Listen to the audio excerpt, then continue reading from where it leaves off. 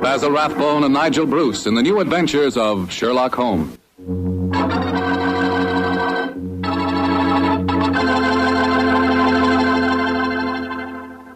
Invite you to listen to Dr. Watson tell about another exciting adventure he shared with that master detective, his old friend Sherlock Holmes.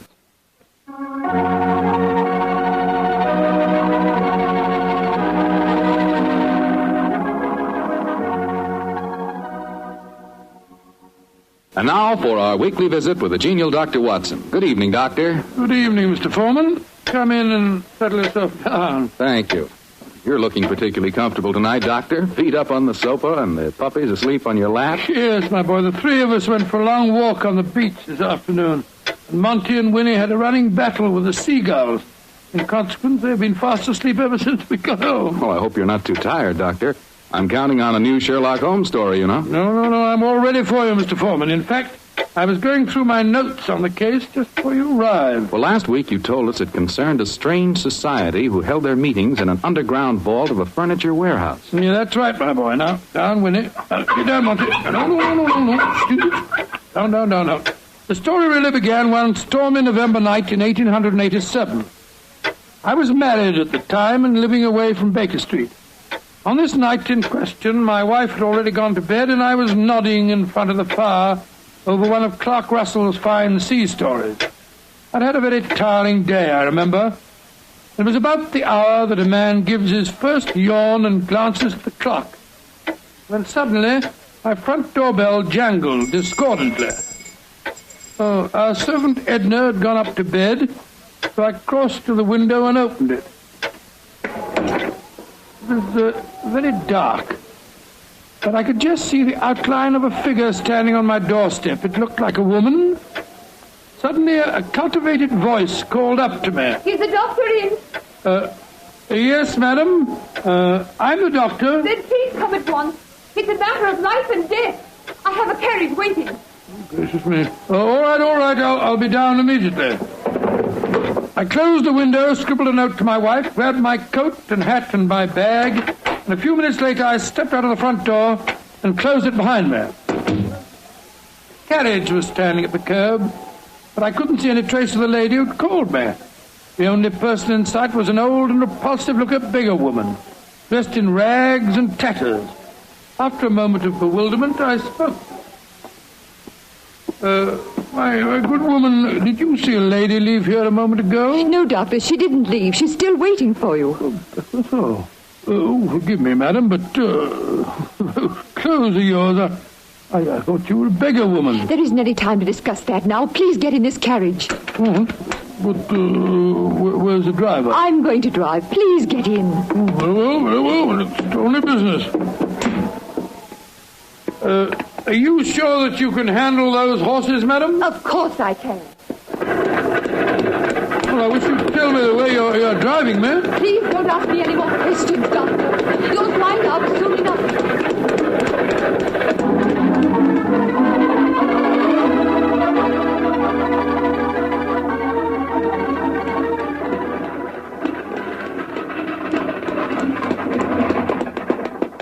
Oh, thank heavens we've finally reached our destination.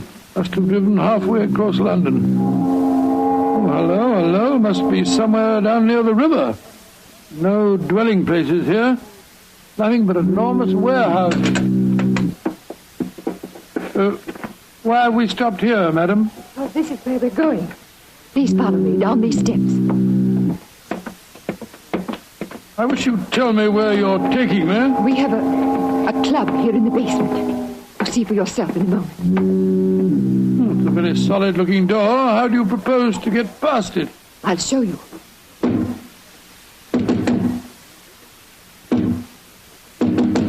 Good Lord, it must be a very secret club of yours, madam. It is, Doctor. Who knocks? Number 7. Give the password. To the lanterns. You may enter.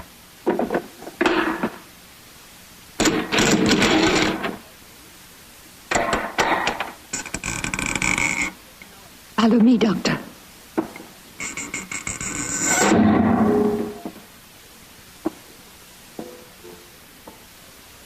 Madam, I do wish you'd tell me where you're taking me. This looks like the entrance to an opium den or a thieves' kitchen. Don't worry, Doctor. You're in no danger.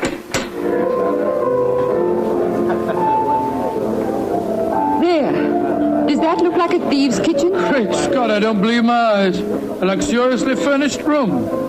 What a strange collection of people. Some look like beggars, others in full evening dress. Amazing. Number 7. Who is this man? He's a doctor. I went to fetch him. I thought I said there were to be no strangers inside. Now look here, my good man. I've been extremely patient, but my temper's beginning to wear a little thin. Either let me see your patient at once or show me out. My time's valuable and I don't propose to waste it. I'm sorry, Doctor. Where is Julian? He's in the back room. And if you know what's good for you, Doctor, whatever you call yourself, you'll forget everything you see in here. Stop threatening me, sir. I'm not in the least interested in your blasted club. Just take me to the patient.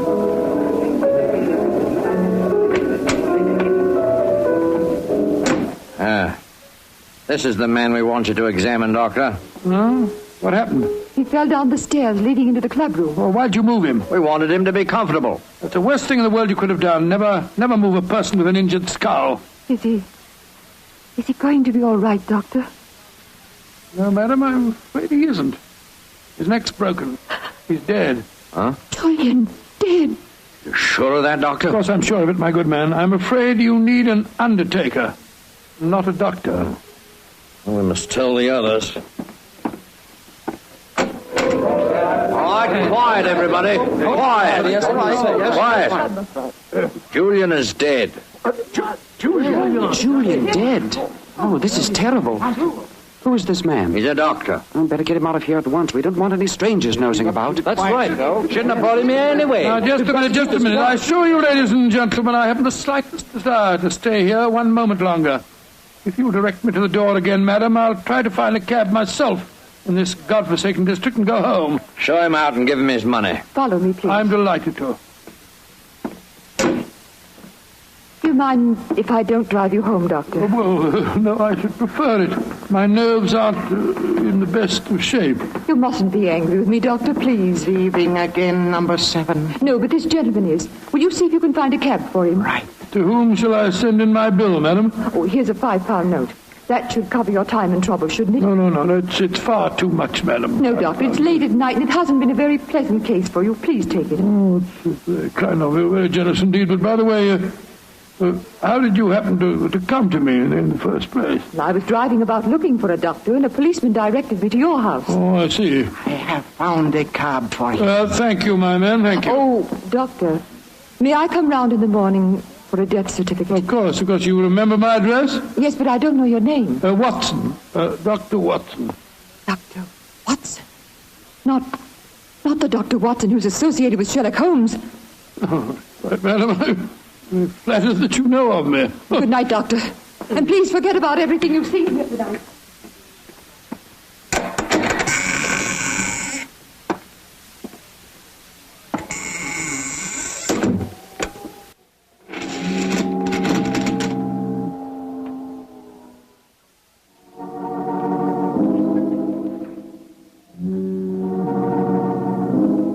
Well, upon my soul, what an amazing business.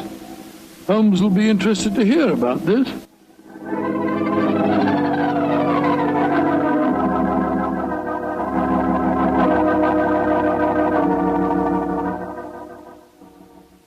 And that's the way it was, Holmes. One of the most curious adventures I ever had without you. Very interesting, Watson. You say this underground cellar was luxuriously furnished. Yes, and the people there were an amazing mixture. Some were in rags and some in evening dress.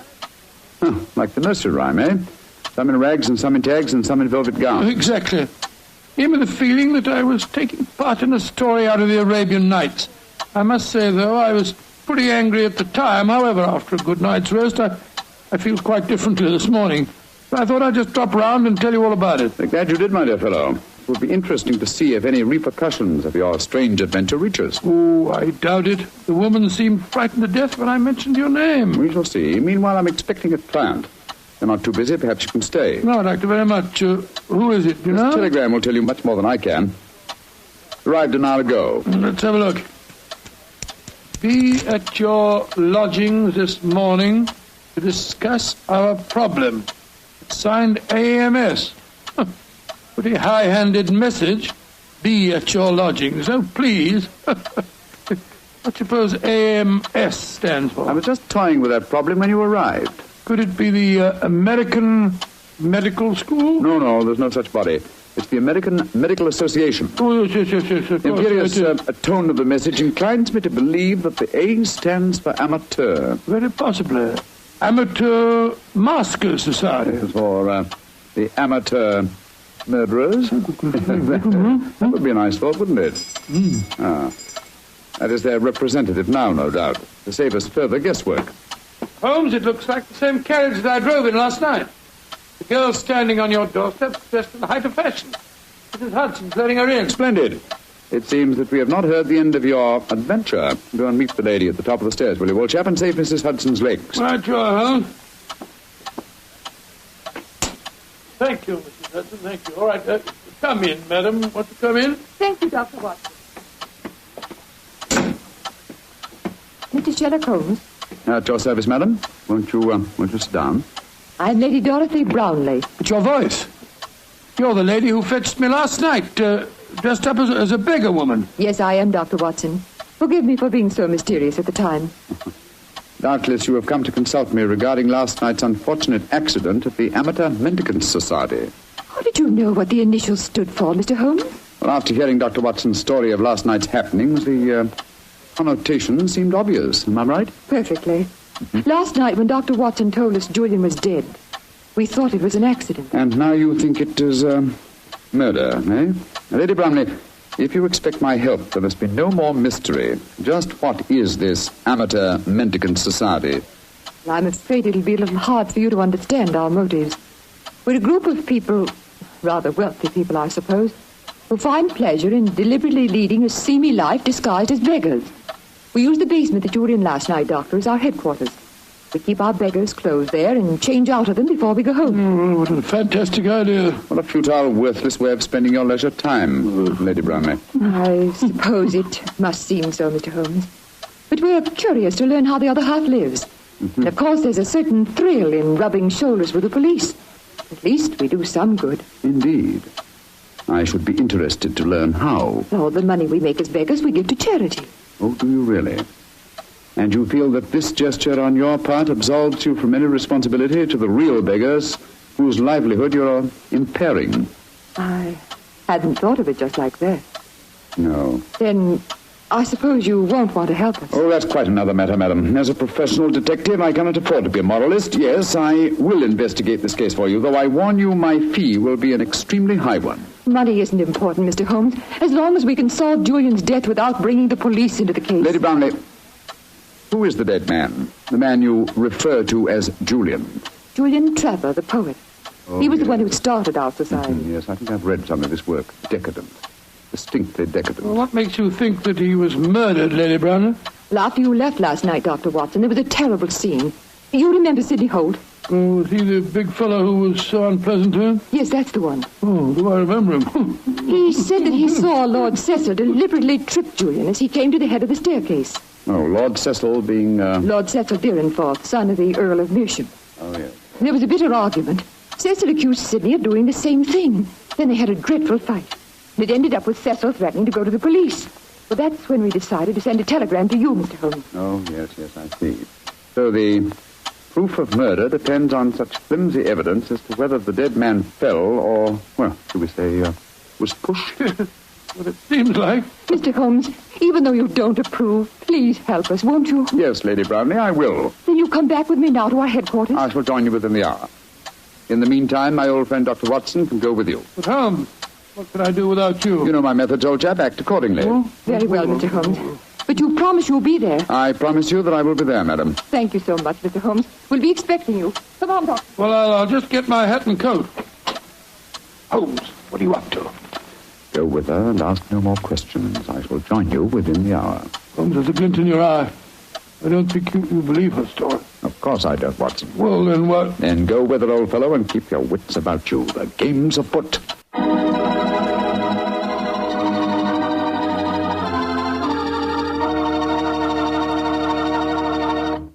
The story of the Amateur Mendicant Society will continue in just a few seconds.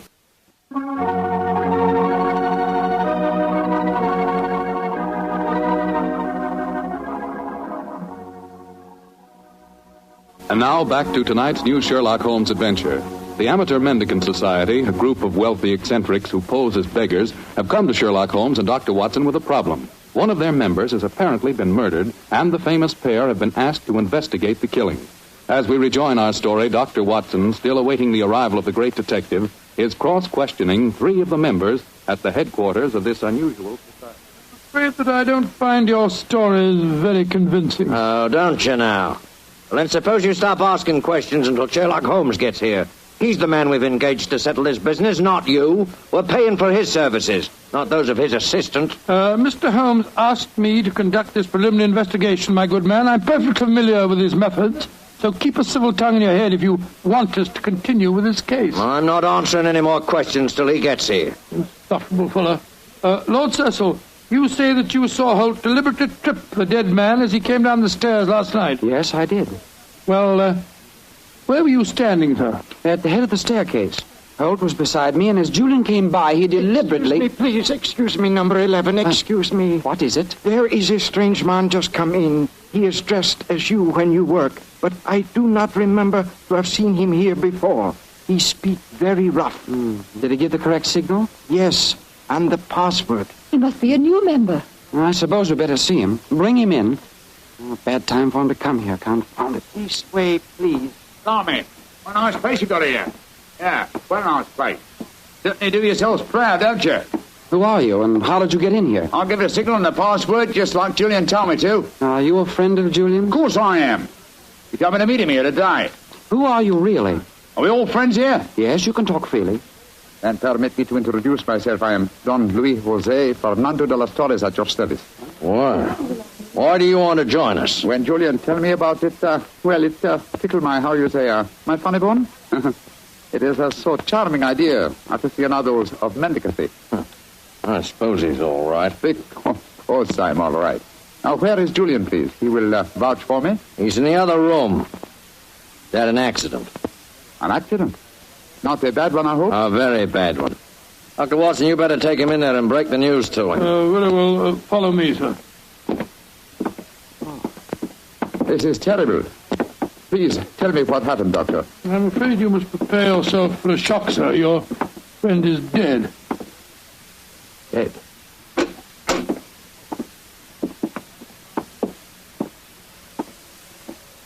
His neck was broken last night in some brawl. Yes, except that I do believe it was an accident, Watson. Holmes! Quiet, old chap, quiet. But not quietly enough, Mr. Sherlock Holmes.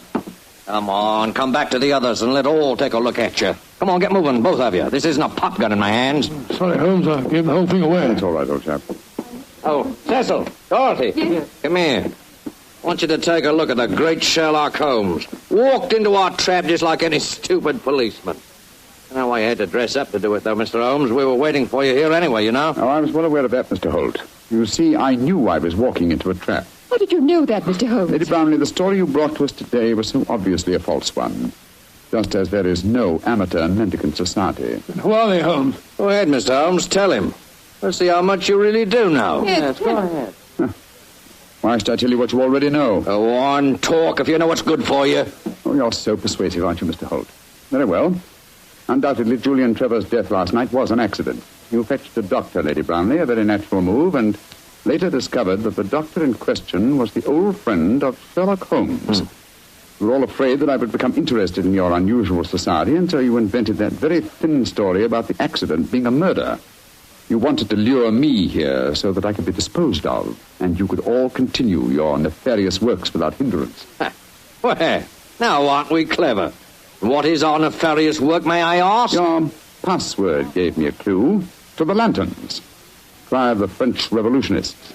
They strung the aristocrats up on the lampposts. Then again, the combination of curious costumes and a luxurious establishment in a low-class area posed another question. What political belief provides a common meeting ground for misguided aristocrats and dangerous commoners? And how did you answer that question? Oh, very simple, my dear sir. One word. Nihilism. Its doctrine of assassination and overthrow of government would find every chance of being put into practice by all of you at the forthcoming Jubilee celebrations to be held here in London. And also would account for your beggar's clothes. A beggar would have greater freedom of movement in a crowd than an ordinary person. You're a clever man, Mr. Holmes. Too bad you'll have to die. I'll get the rope. What are you going to do with him? Do? Give them a first-hand taste of nihilism, of course. They can't live. They know too much. Well, you can't possibly do this, you know. The police will track us here. By the time the police get here, you and your friend Holmes will be blown to kingdom come. Here's the rope, Sidney. Oh, right. Hands together, Mr. Holmes. That's it. Oh, mind that bandaged wrist of mine, will you? It's confoundedly sore. Oh, isn't that a shame now? Is this any better? Ooh. Tie up the doctor, Cecil, while I bind Holmes's legs. With pleasure. I can't go through with this. What do you mean, Dorothy? You can't go through it. I just can't stand by and see two innocent men murdered. Don't be a fool, Dorothy. We can't let them live. They know too much. I don't care. If you go on with this, I'm going out for the police. You fool. Oh, Tie her up as well, Cecil. leave me alone. Sit down there beside him. Go on. You're a devil, Sidney. Oh, shut up. Now, Mr. Holmes, I'm going to fetch a little invention. A little invention I'm sure you'll be interested in. Mr. Holmes, it's a pity you and your friend didn't learn to mind your own business. I'm afraid it's too late to teach an old dog new tricks. It's too late now, at any rate. Quite comfortable, Dr. Watson? Don't you speak to me, sir. You're a filthy traitor to your country. Rubbish. Here we are. Example of Mikhail Petrov's mechanical genius. This bomb will blow the entire building sky high, and the three of you with it. Now, I wind the time clock so, and we'll set the fuse to go off in 5 minutes. It'll give us plenty of time to get away. So.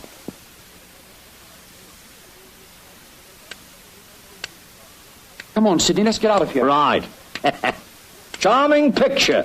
Three of you bound hand and foot sitting beside each other on the sofa. Well, ta-da, Dorothy. Think of our cause during the 5 minutes. And as for you, Mr. Holmes, and your friend, put riddance to bad rubbish.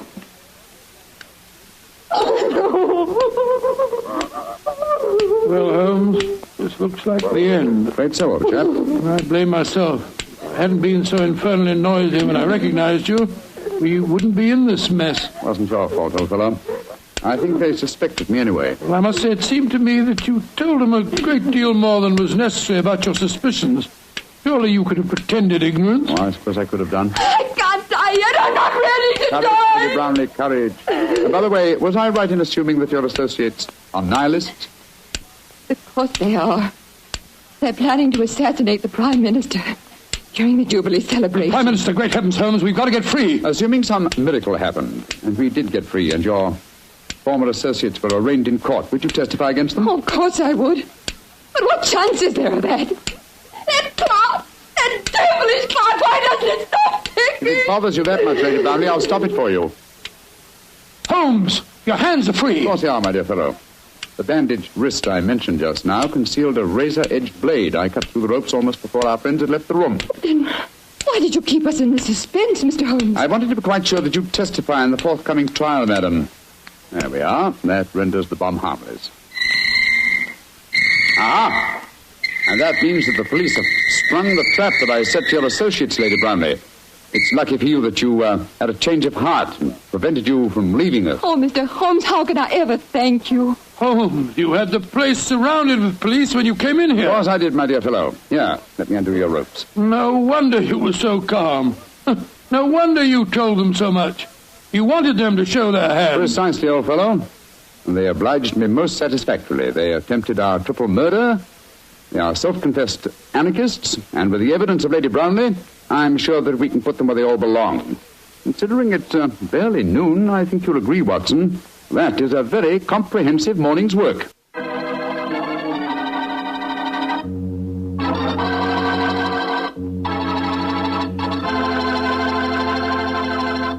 Doctor, tell the truth. Were you scared waiting for that time bomb to go off? Scared, my boy? I was so scared that to this day I can't stand being in the same room with a loud ticking clock.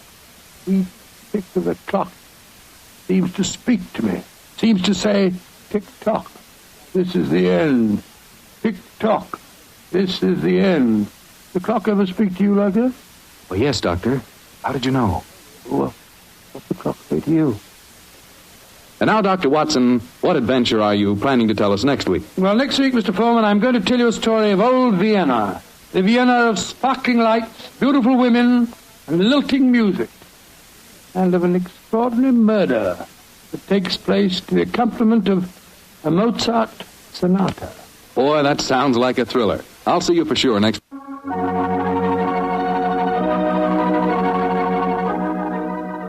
Tonight's Sherlock Holmes adventure is written by Dennis Green and Anthony Boucher and is based on an incident in the Sir Arthur Conan Doyle story, The 5 Orange Pips. Mr. Rathbone appears through the courtesy of Metro-Goldwyn-Mayer and Mr. Bruce through the courtesy of Universal Pictures, where they are now starring in the Sherlock Holmes series. Tune in again next week, same time, same station.